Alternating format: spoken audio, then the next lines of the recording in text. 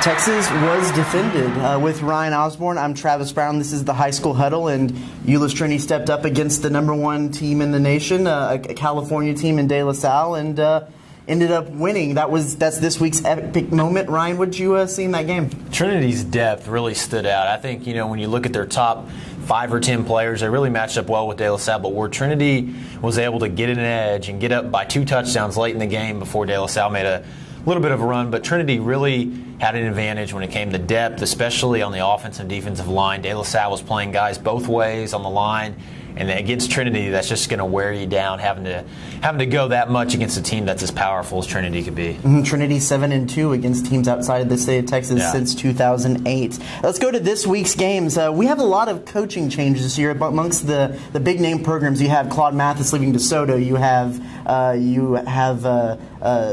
Steve Lineweaver retiring, and then you also have Dallas Skyline's Reginald Sample leaving to go to Duncanville. First game is one of those teams, Arlington Martin versus Dallas Skyline, a team that rolled over South Grand Prairie last week. Skyline was, but Martin again rolled over DeSoto last week, so it should be a really good matchup. What do you see between these two teams? Skyline beat Martin last year at AT&T Stadium, and what was a great shootout between the two teams. I think Martin's going to have a little bit better defensive performance this year. Skyline lost some of their key players, but they still have one of the best running backs in the state, DeLeon Ward. So they're going to be able to run the football. But I still think Martin, the way they were able to handle DeSoto, and I say handle because they really did. DeSoto was not able to do hardly anything offensively until the second half, and by then Martin was already up by 20 points. So I think Martin, they want to continue that momentum, and I think they want to show they're not just a one-hit wonder when it comes to playing these elite teams. And I think they're going to, go into Skyline and get another solid victory going into. I think they play South Grand Prairie the week after, so it should be another key win, a good win for Martin.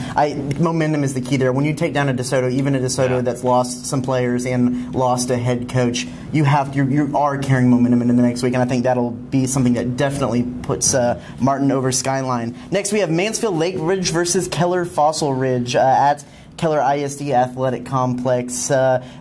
Two pretty good offensive teams. Yeah, I think it's time for Lake Ridge to I think they're going to win this game. It's going to prove that they are a program that, I'm not going to say they're elite, but they've been on the rise since, becoming a program 3 years ago. They have a great quarterback in Jet Duffy.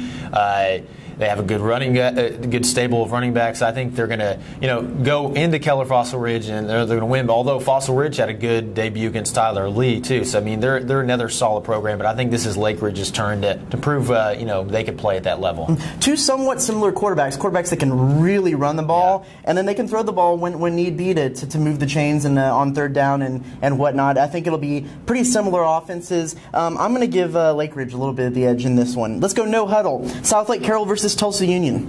Mason Holmes is starting at quarterback for Carroll this week as opposed to Montana Murphy. I think that will energize them somewhat, and they'll get a win on the road. I got Carroll in that one. Aledo versus Noxubee from Mississippi. 4A champion in Mississippi last year. Aledo had a big loss to Cedar Park, but I think Aledo rebounds and gets a win at home. Right, can't take Aledo for losses 2 weeks in a row. I have Aledo.